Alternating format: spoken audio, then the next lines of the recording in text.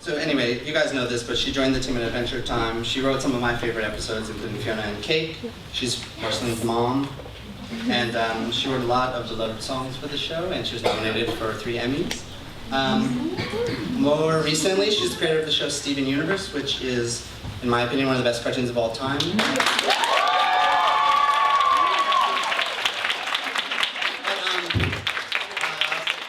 More importantly, I think it's one of the best TV shows of any kind on TV right now.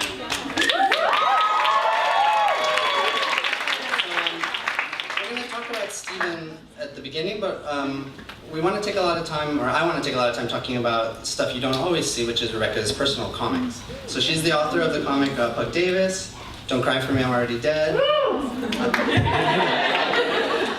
And an uncompleted comic called Margo in Bed, which hasn't been published, but we're going to show you some drawings and sketches from that comic. And we're going to talk about a lot of stuff, so please help me welcome Rebecca Sugar.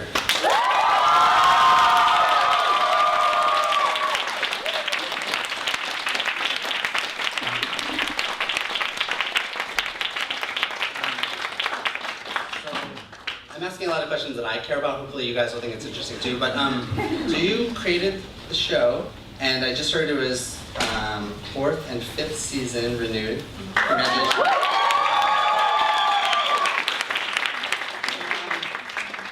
What does a typical week actually look like?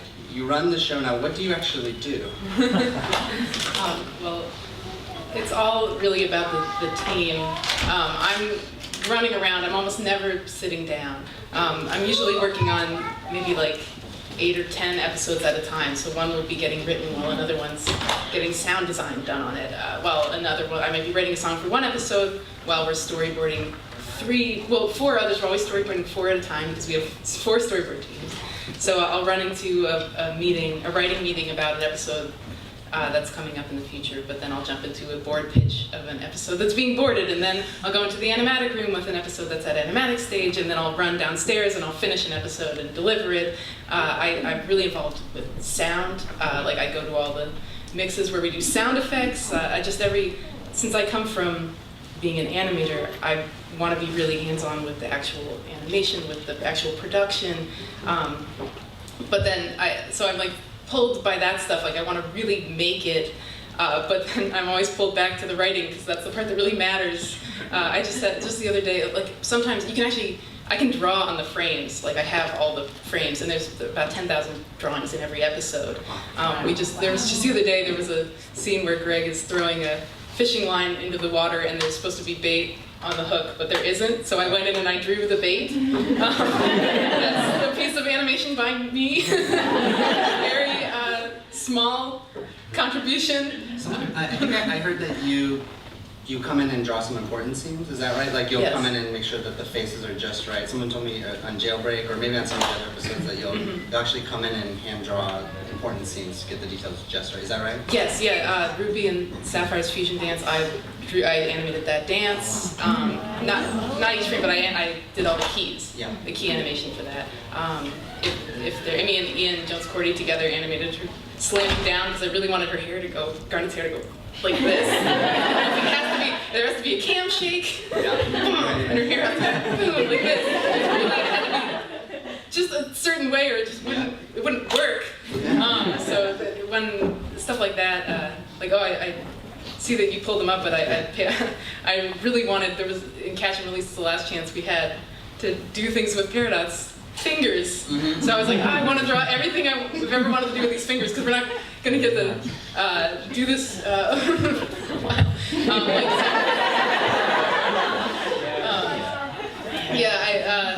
I made them turn into an arrow to point at the thing, because people would on the crew would kind of be like, how do we deal with her hands, because they don't read floating and they don't read as hands, and of course we're cartoonists, so readability is everything. You know, if you have a character make a gesture, they have to go like this, they have to go like this. You should understand what their hands are doing. So they'd be like, oh, Peridot's fingers. I'd be like, what? No, but they don't have to do that. They can be an arrow. They can make an arrow. They'll go around. They can go behind her head if she's frustrated. They can stick into her hair. She can put it in her mouth like a cigar.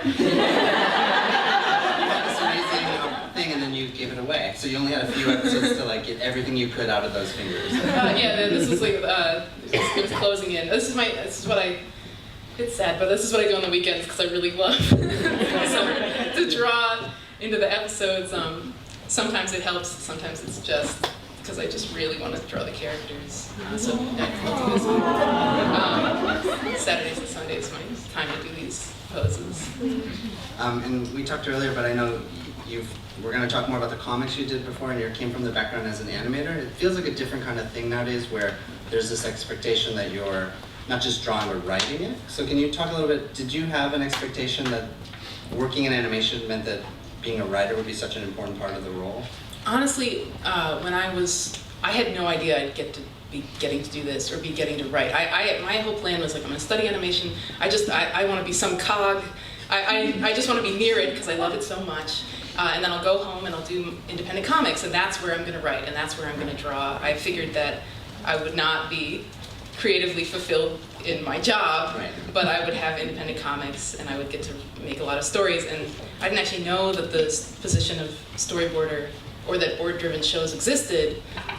I just really loved animation and I really wanted to write a bunch of comics. So when I got the job in Adventure Time, and my mind was blown because I was like, this job, being a storyboard artist for that show, was just everything I'd ever wanted to do. I had no idea I'd get to do something like that, and then getting to make my own show, my first thing I wanted to do was just give other people a chance to do that job of writing and drawing for animation, because I thought, as an animation fan, just of animation history, that's how all the best cartoons were made. I didn't think anyone did them that way anymore. That's how they made Looney Tunes. That's how they made everything that's amazing.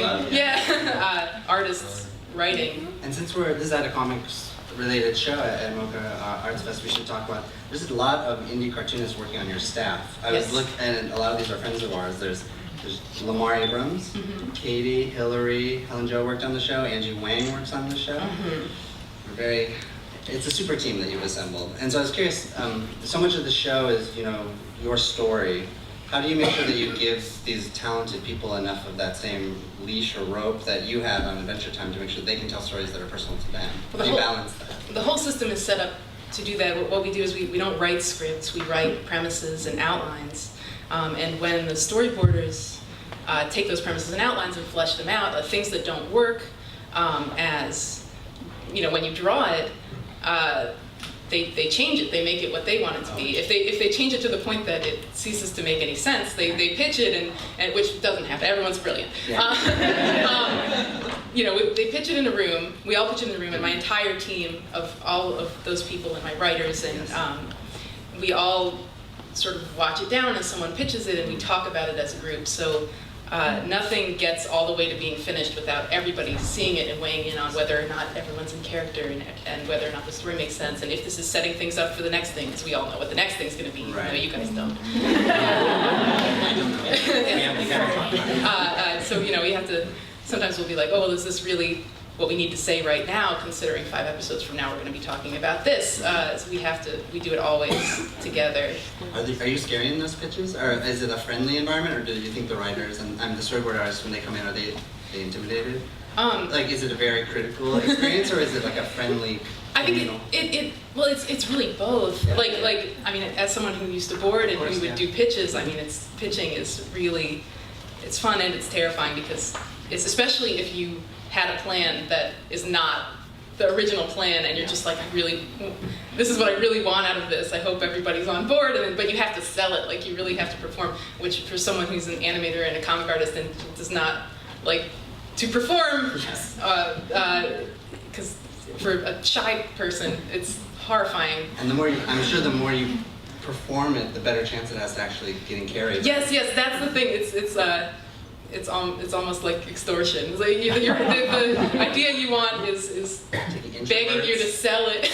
Bending them into extroverts in the room. The more you sell it, the more chance you have of getting it to be the story you want. So it's an interesting. It's fun, and it's so much like, when I was on Adventure Time, we would pin the boards up on the wall. We'd have a ruler. I mean, it's like old photos of Termite Terrace. I mean, it's exactly like how people did it, you know, almost 100 years ago. It's so. Yeah, I saw my friend Calvin Wong works on the show regular show, and I've seen his pitch boards, and it's literally Post-it notes on these giant bits of styrofoam boards, and he's like carrying them down the hallway. And he looks like a madman salesman or something, and like a madman. It's very we used to pitch it on the wall, and in which case the stick is a very important tool because you have to brandish it when you really, you know, mean it. Yeah, smack the page, smack the drawing that's important. Do you do voices when you're pitching? Do you do the voices? I don't. You don't. Some people can. I can't. I have two voices, which is small and nervous, and freaking out and nervous. two levels that I have. Yeah, we pitch right now. We pitch like this. We'll have digital boards, so we'll go through, like really smack the keys if you really want something to have impact. Bang on the table. So you have to really go for it. I'm going to be selfish because I'm up here and you guys aren't, and I'm going to talk about an episode that I really like.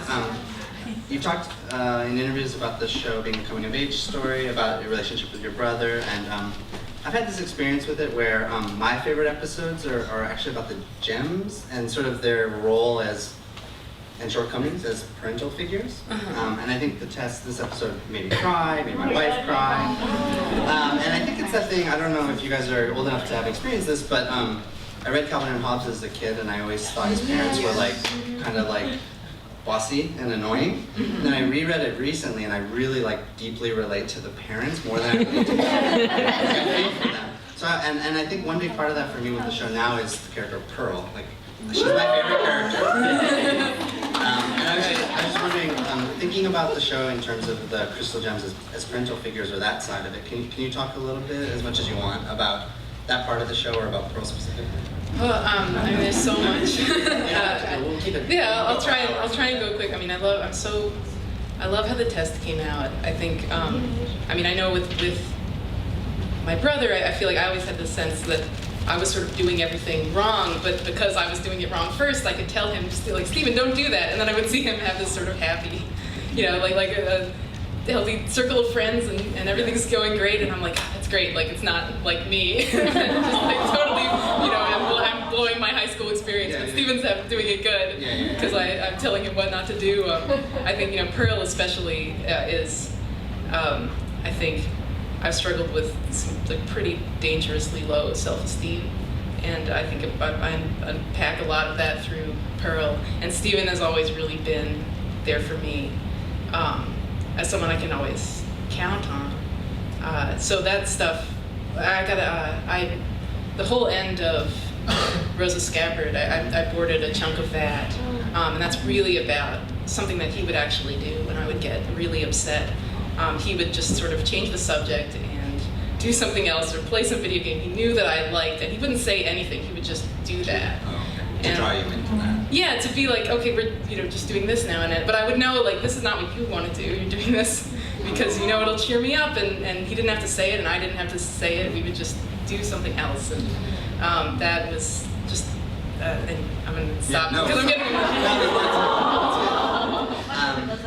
So I was curious, like, I know there's a lot coming on the show that we want to know about, or we won't ask, but a lot of surprises, and one thing I noticed with Adventure Time and now with Steven Universe is that there's a lot of back history and secrets and Easter eggs and things just built into the fabric of the show in a way that I don't think I remember other shows doing, or I don't remember that experience. So I was wondering, how much of it is planned in advance, and is there like pressure there? Is that a new thing for animation now, to have all these threads hidden throughout the show to unveil later as spoilers and whatnot? I mean, I think, well, especially with Adventure Time, a lot of us sort of came together and started to do that because that's the stuff that we really wanted to do, and then going into Steven, I think people who sort of knew that I was doing that kind of stuff then came together around me for this, so I think, I mean, on the other hand, now that there's a way to sort of keep watching these things over and over, there's like a scrutiny that can happen that I mean, things are not disposable, and I mean, they never were. I've seen every, like, episode of The Simpsons like a billion times and can sort of quote everything, but I think now stuff's sort of intended to be, or can be that puzzle if you want it to be. I think the thing is that my team, we all really want it to be. So. Yeah, that's interesting.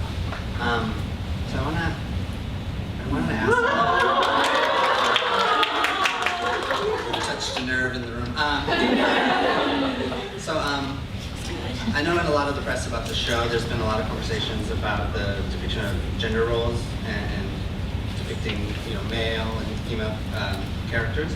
But I think one thing that I was interested in talking about is the importance of depicting queer characters. You said something to me over email I thought was really interesting. You said, I think it's important. You said, people should, you can't wait until kids have grown up to let them know that queer people exist. And I thought that was a really interesting thought that I'd like to hear a little more on, if you don't mind expanding on that.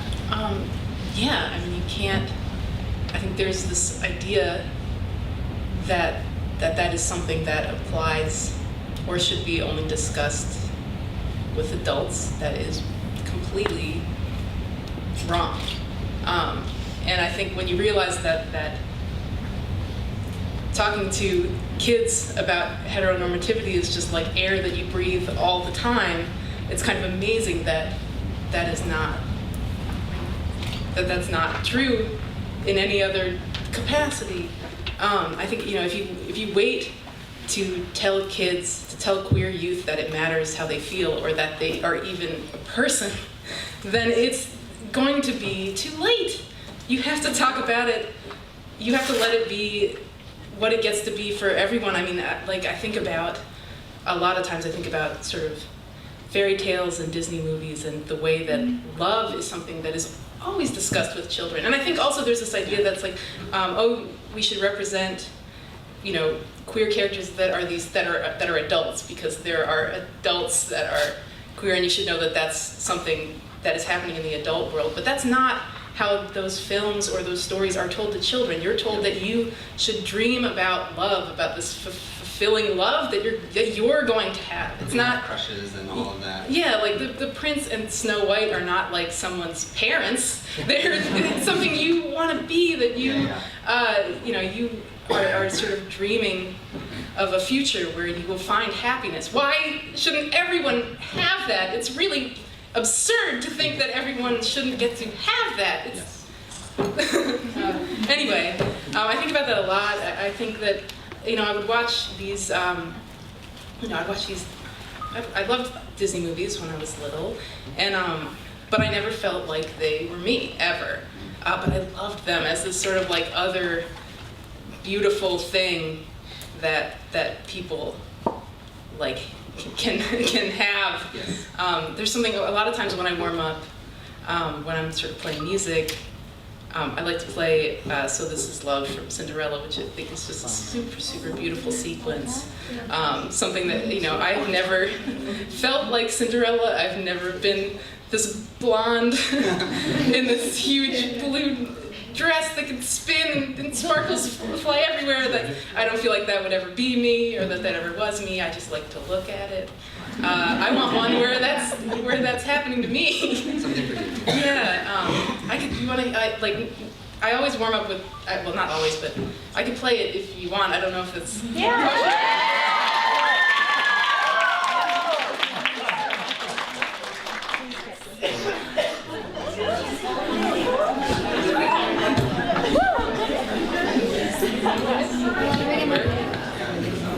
I'll see if I can sort of do it from memory. I might not even know the right words.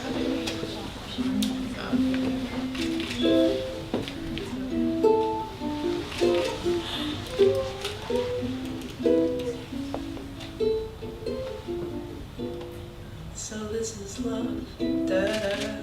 So this is love. So this is what makes life divine. I'm all aglow, do-do-do-do. And now I know the key to all heaven is mine. My heart has wings, da-da-da-da, and I can fly. I'll touch every star in the sky. So this is the miracle that I've been dreaming of. Da-da-da, da-da-da-da.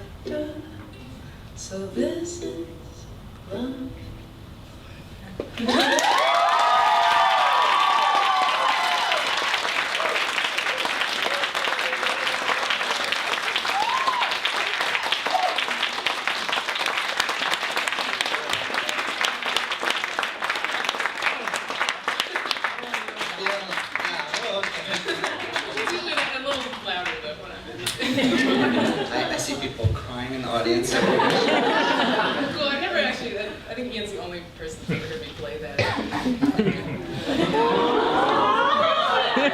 So I'm gonna make sure we have a lot of time to talk about your personal comics. I have a lot of Stephen questions, but it's the last one I'll ask now. Which is, I noticed, paying attention, speaking of music, that a lot of the characters are played by famous musicians. We have Amy Mann, Nicki Minaj, Petty the Palm. And I dawned on me this morning that if you put a famous musician in a show that has a lot of music, that might imply that they might sing later on the show. Is there any of the people I've mentioned might be singing later on the show, or can you not share that? Yes. One of the people, but I'm guessing now what's happening. Well, okay. Yes, that's always a dream, and I think the pressure keeps mounting. People are so good, and I'll try and write things that are way outside of my range. Like I'll write things for Dee Dee. And I'll go way up, and I can't do it. Like I'll do my best, and I'll record it, and then when she does it, I'm like, okay, good, that's that's what it's supposed to be. Actually, you know who is an incredible singer that I just wrote something for? Is AJ, who plays Stefani. Oh, really? It's an amazing singer. Oh, cool. That's okay. Well, that's pretty cool. And also, I was going to say, my sister-in-law is a Korean-American actress, and I noticed looking through the cast list, finding who the real people are behind a lot of the voices, that like a majority of the characters are voiced by women of color, and I wonder, which is an awesome thing. And I just want to ask you, there's a lot of characters who are depicting diversity in many different ways on the show. How important is it to have actual diverse people behind the show, either in the cast or on the crew? Is that important as well? It's hugely important. And I think not even, I know you're speaking specifically racially, but also just I think the diversity of experience in general is so important, because that's how all interesting things happen, like creatively. Like if you have, that's like, what is American culture? What is anything? You have to have, like, if you bring people together, I think also on the team, like we're coming from radically different places in terms of what we like about cartoons, and like trying to find not just the middle ground between what we all like, but actually preserving the things that we all like, and having them coexist in the show, so that we can have like Patti LuPone and Tom Sharpling like in the same show. Dee Dee was coming from being in Miss Saigon. Michaela was coming from being on Barney. That's also part of what's super important to me, is that we're not all, we didn't all start doing this for the same reasons, but I'm interested in everyone's reasons, and I get to learn a lot about people who want things for different reasons than I do. That's fascinating. So we put up now some pages from some of your early comics that you scanned for me. Some of you may have seen some of these online. I want to talk first about this comic, Don't Cry For Me, I'm Already Dead. Well, when did you make this comic? I think it was 2009, 2008. Okay. It was between my third and my fourth year of college before I made my that SVA. That's great. I love this comic. We were talking over email beforehand, and you referenced something I hadn't thought about since college, which was the philosopher Roland Barthes. And you mentioned his concept of the image repertoire. It's a series of images that someone associates with their lover or shared visual experiences. And you talk about how it's related to comics. And I think in this comic, these two characters relate to each other through Simpsons quotes. Yes. And so for folks who haven't seen it,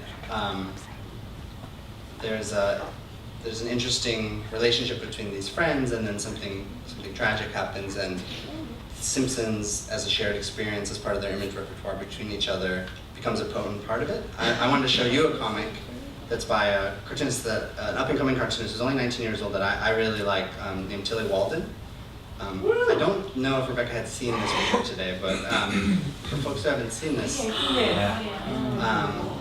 this is a comic about two young characters interacting with your show. I don't want to make you emotional, but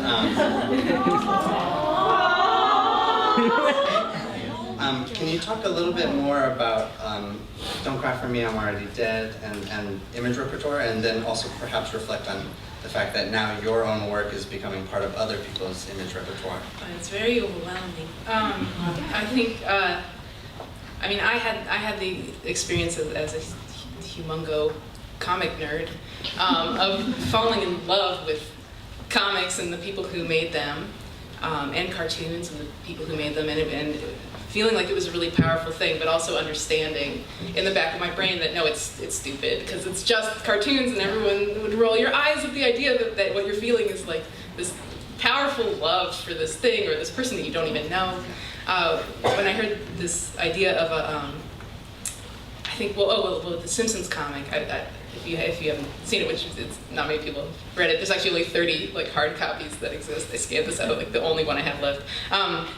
The idea is that these brothers quote The Simpsons all the time, and then one of them gets in a car accident and has severe sort of frontal brain damage, but he can still quote The Simpsons, so their interactions have not actually changed that much, because the other one visits him in the hospital and realizes they can still talk through Simpsons quotes. And to me, that kind of stuff is interesting because it was through comics and cartoons that I made so many of my friendships. It had so much to do with my relationship with my brother, and I could not sort of ignore the importance of that, or really write it off, even though I knew I was like supposed to. Like I knew it was supposed to be sort of ridiculous that these things are what mattered so much to me.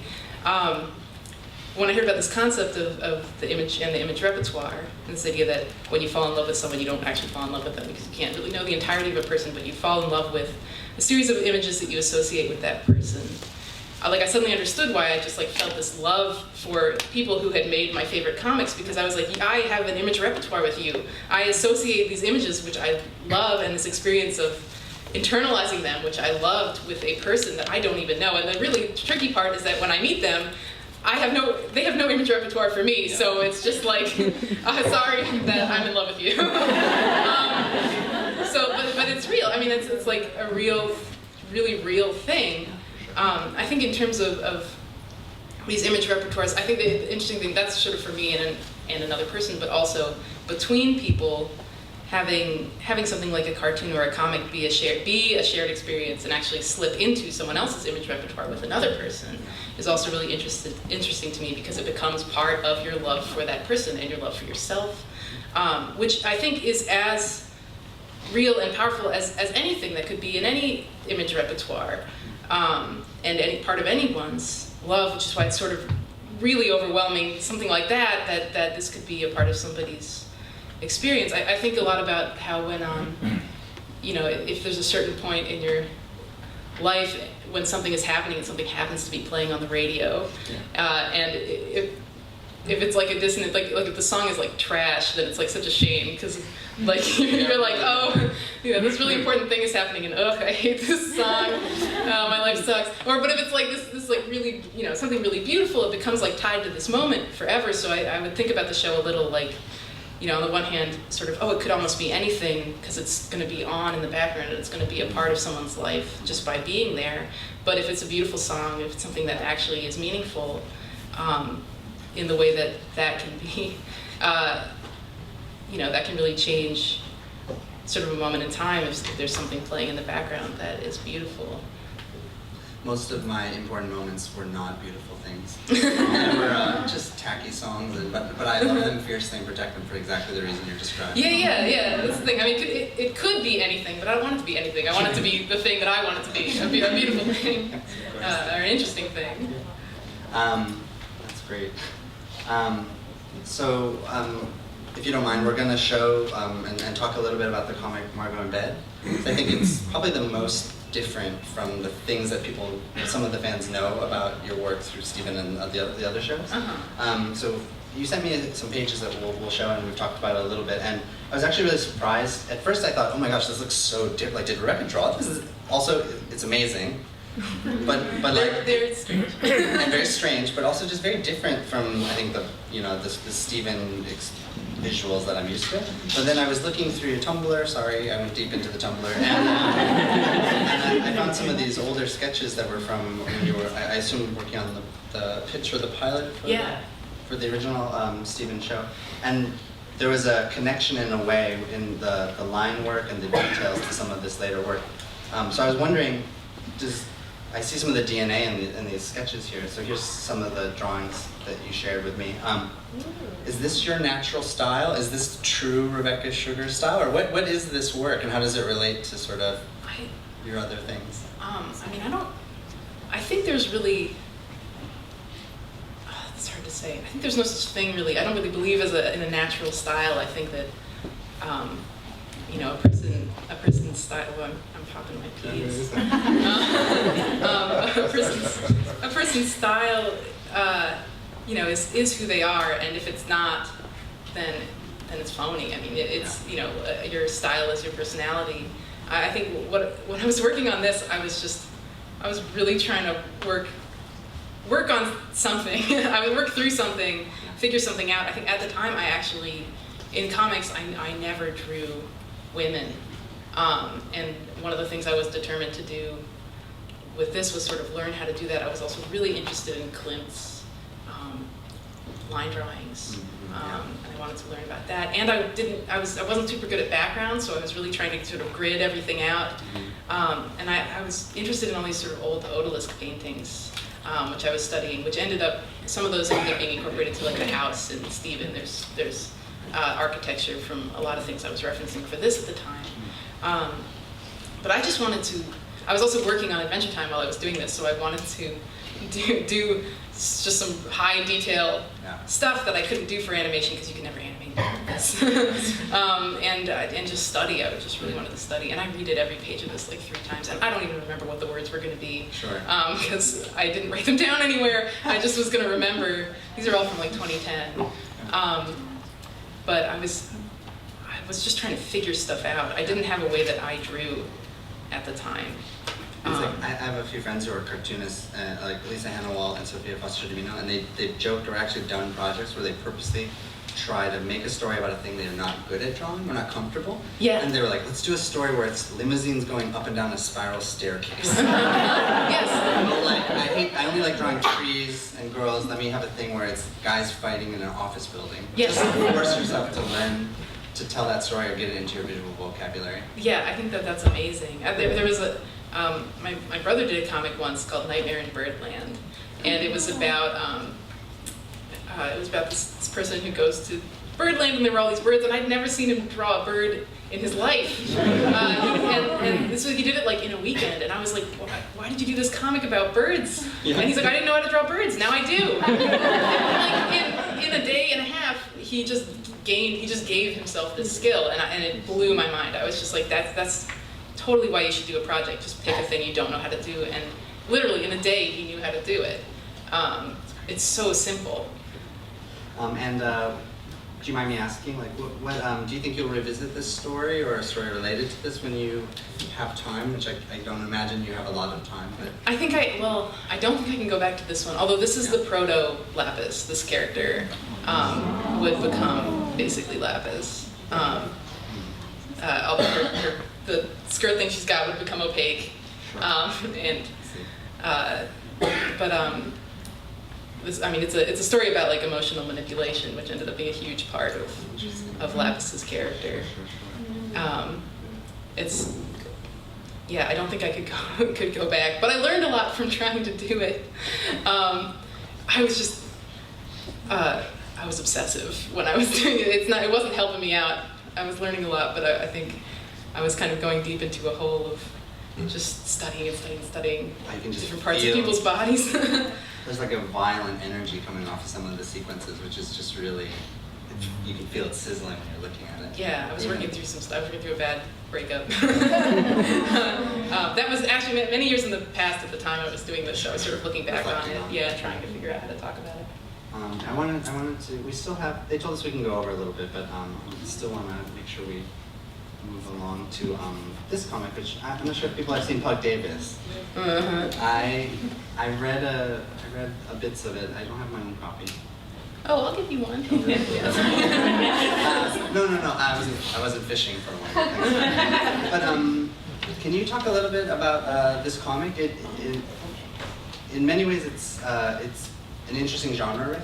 Kind of like a different sort of adventure. Can you talk a little bit about what you were thinking and working on when you were doing this comic, and sort of how do you feel about it now, looking back? I mean, I wanted to do.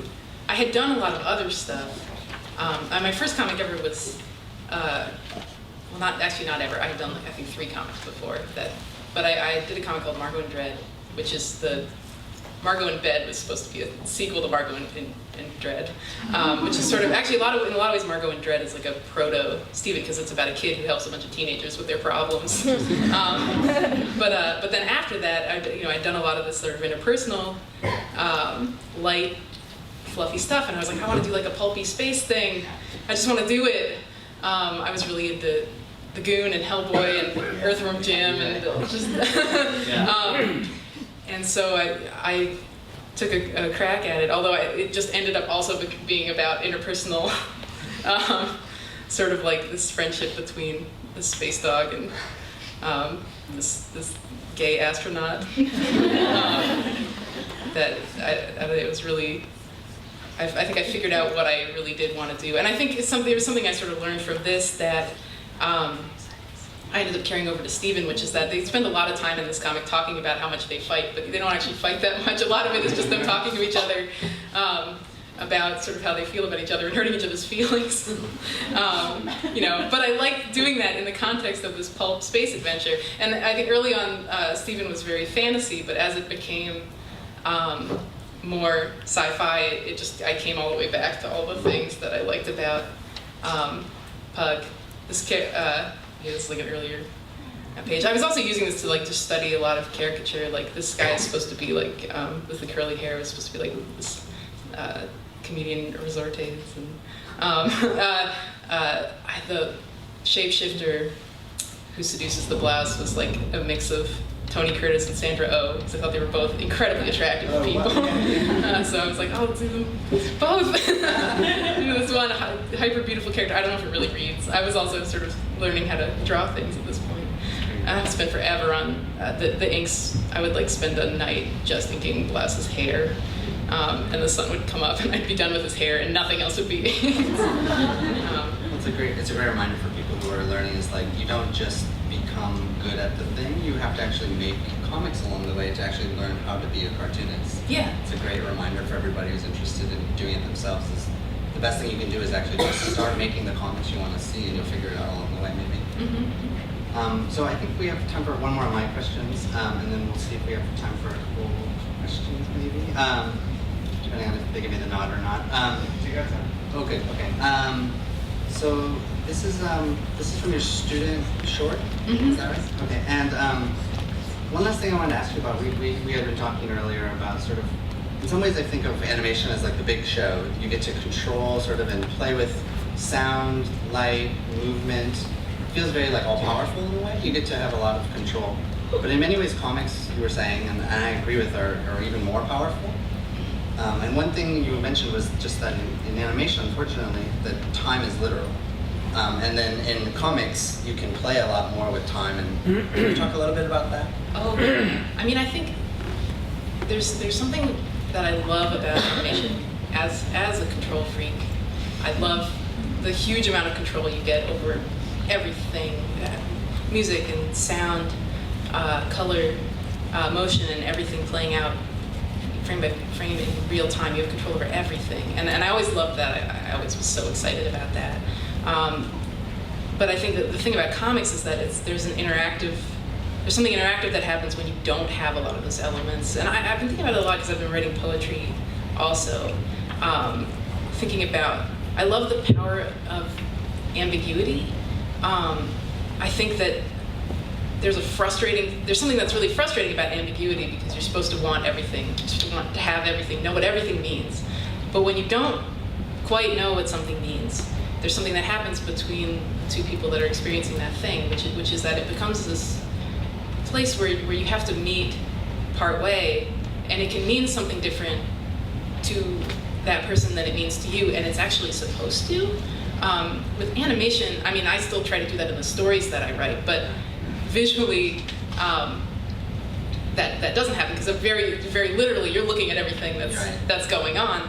With a comic page, how you're like experiencing the flow of time is based on the composition of that page. How interesting you're able to make something. If you make a panel that's so great looking that you have to stop and stare at it for like 20 seconds, you've just manipulated time, you know? And if somebody doesn't care to do that, they've just lost the point of what you were trying to do. And that's, you know, but if they do, then, I mean, your experience of it is going to be slightly different. It's like a subjective reality. Yeah, but I think I also like the challenge of really trying to convey, like, you know, or just using, like, when you hit the end of a page, you know, are you trying to make someone rush to the next page? Are you trying to make them stop? I mean, you can do that with composition. You can throw a tiny little figure into a huge panel and make it feel like loneliness. I mean, I can make things feel like loneliness in the show because people will be like, "Oh, I'm so lonely," or just see them get, or, you know, and you can hear it in their voice. You can hear it in the music. But in a comic page,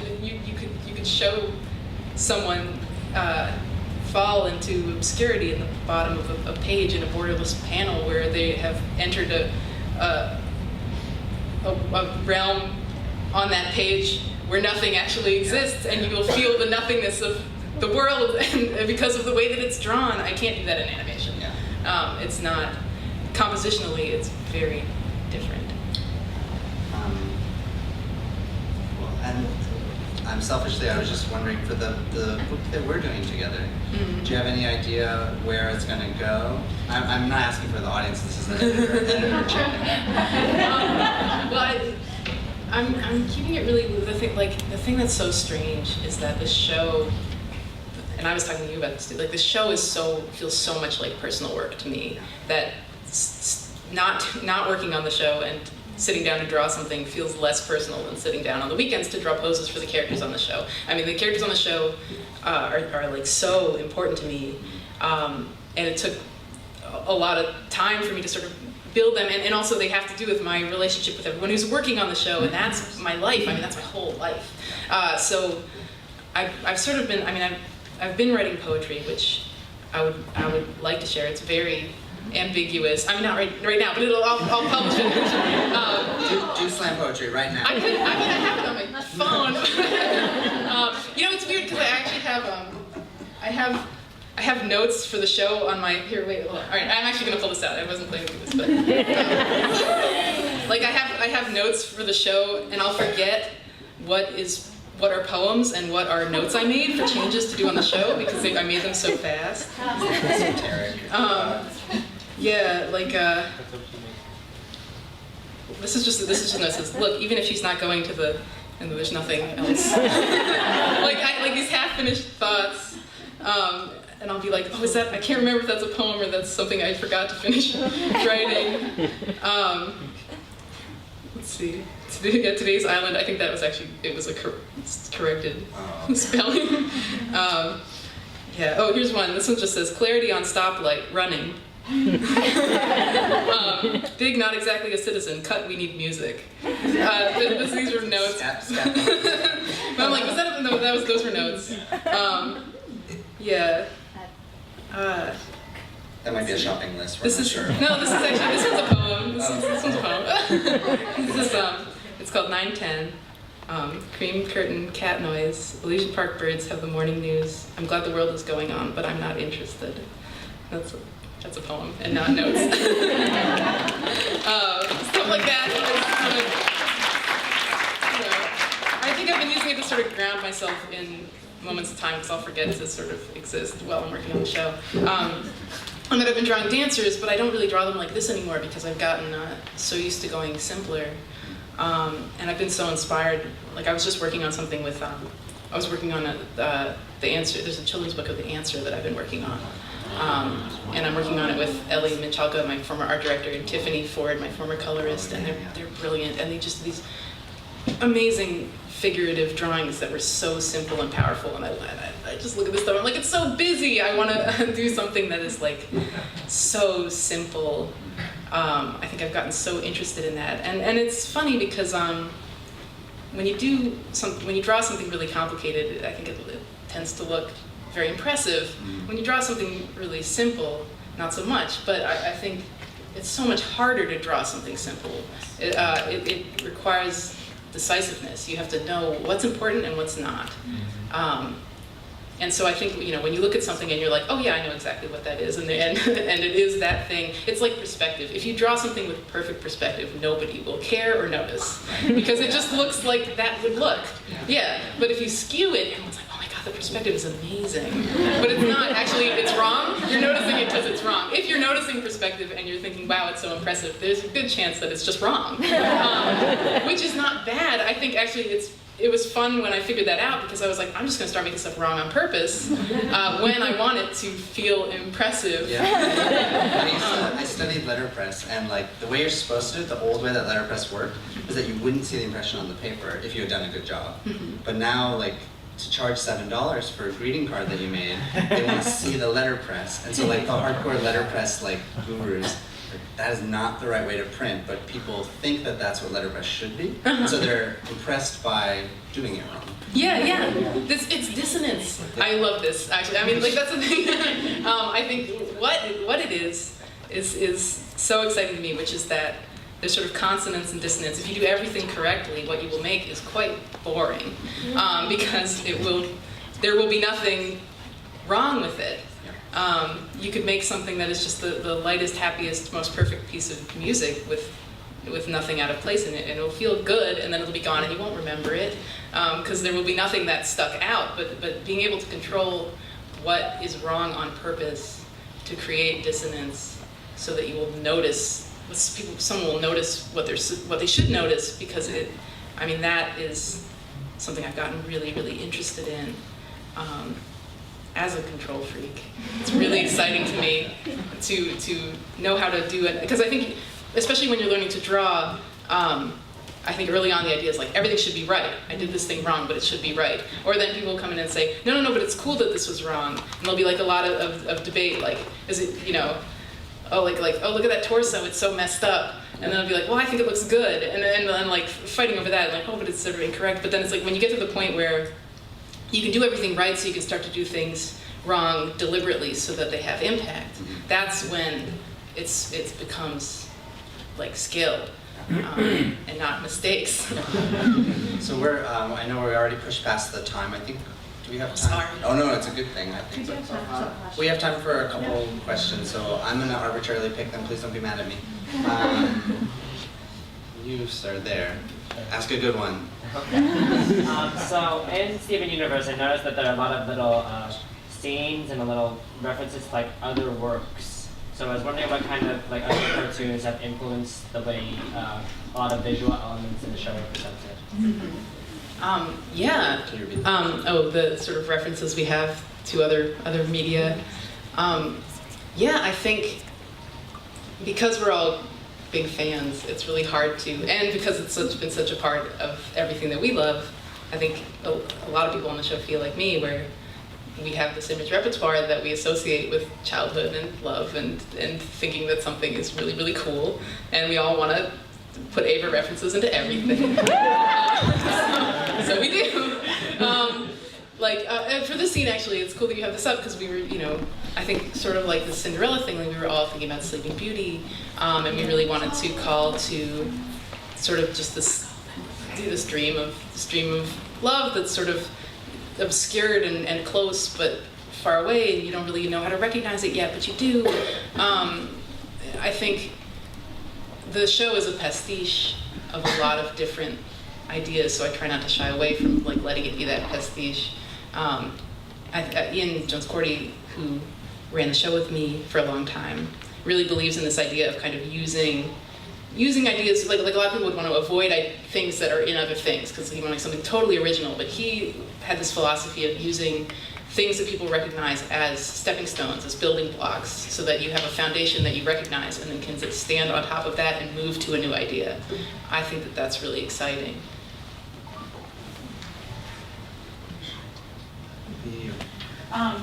You were saying earlier how you were fans of things and you were like in love with these creators because of what they created, not necessarily who they were as people. And you probably have people who experience that with you now with your work. So how do you deal with people who are just like, oh my God, I love you, and you're just like, I don't know. I mean, that's the thing. I appreciate it very much because I totally understand.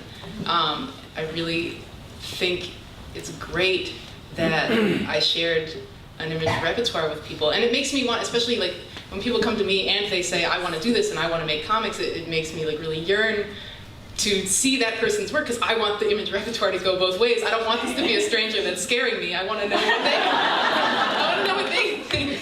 I want to know what they're interested in. So that's, I relate to it a lot. There's someone with glasses in the back there. Yes, please.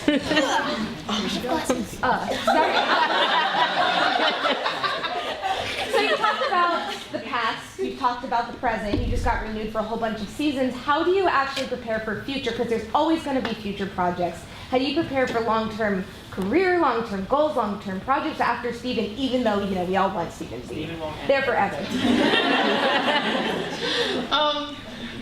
Oh yeah, how do I plan for what I'll do after Steven / my career / the future?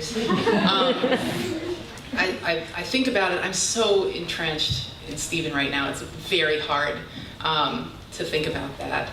And I'm trying to sort of bring my head up out of the water, write poems and do drawings and things that are something else, just so I can still feel like I am a person that has any sort of life, creative. I mean, I have so much. This is why it gets so muddy for me, because I'm like, this everything feels so personal, creative to me. I just feel like I'm just spinning out kind of everything I have, but I know, I think, I'm hoping that I'll be very quick on my feet, that when the time comes up, I will have something else I can pull out. I really want to do more Pug. I really miss working on Pug.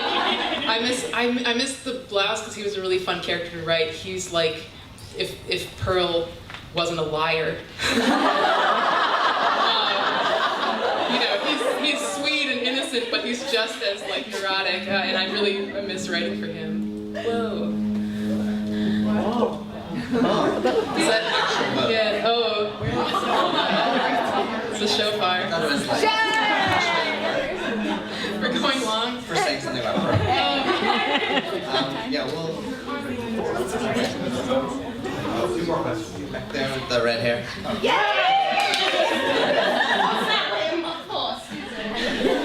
Hi. I actually went to SBA for 2 years. Unfortunately, I had to stop, but you know that's not gonna, stop me from what I'm doing. Yeah. So, I'm sorry, I'm so nervous. You have any advice for? I'm sorry. Yeah. Comics. I'm a cartoonist. So. Yes. Draw comics, make comics, write comics, and every time you write and make a new comic, try to make it a new thing you want to learn. I mean, I really got, when Steven did Nightmare in Birdland, that was like an epiphany for me. That was like, oh, you just pick something you want to be able to do, make a comic about it, and do it. And comics were so helpful to me for doing what I'm doing now. I say comics and films, but I feel like comics most of all. Comics are free to make. Yeah. No one can stop you from making them. Also, probably no one will be interested either, but no one can stop you. People were amazingly not interested in my comics. I think it was funny. Like Ian, people were very interested in his comic, and he had this whole experience of sort of having fans and knowing that. And I was like, I was just terrible at promoting myself and my work, and I didn't want to because I wasn't sure if it was even good yet. So it's just like, use them as tools for practice. Try to make them the best thing they can be. And once you finish a page, just like go to the next page and make that page better.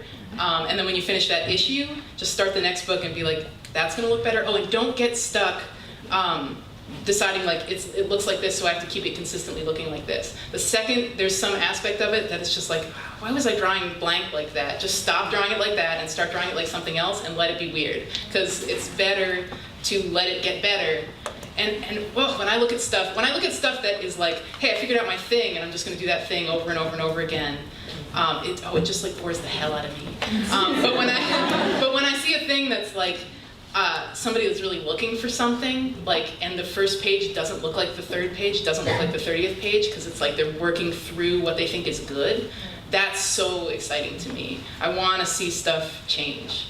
I want to do that with it's interesting because I'm trying to do that with the show, which is like this very huge project with a ton of people working on it, but I want to be better as a storyteller, and you know, I wanted to let the characters look different when we decided to draw them differently. If we figured out a way that they could be better, that's part of why I like that when they die, they come back looking different. I wanted to build in a safety net, so it's like as soon as we had figured out something that was tough to draw, like, oh, just kill them.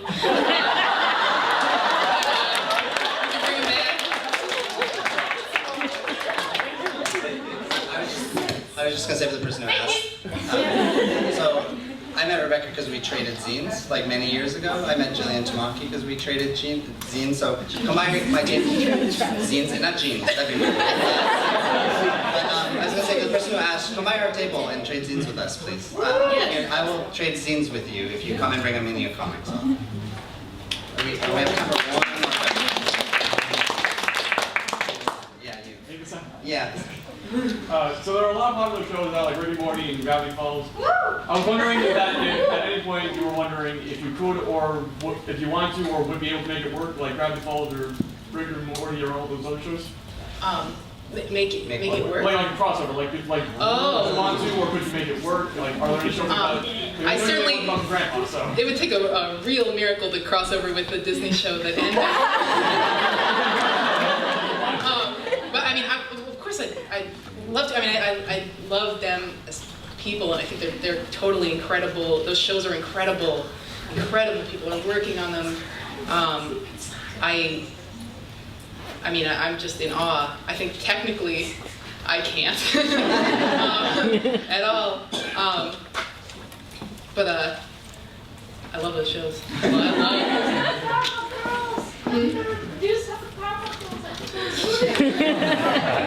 Is that ready for Fanfiction Live?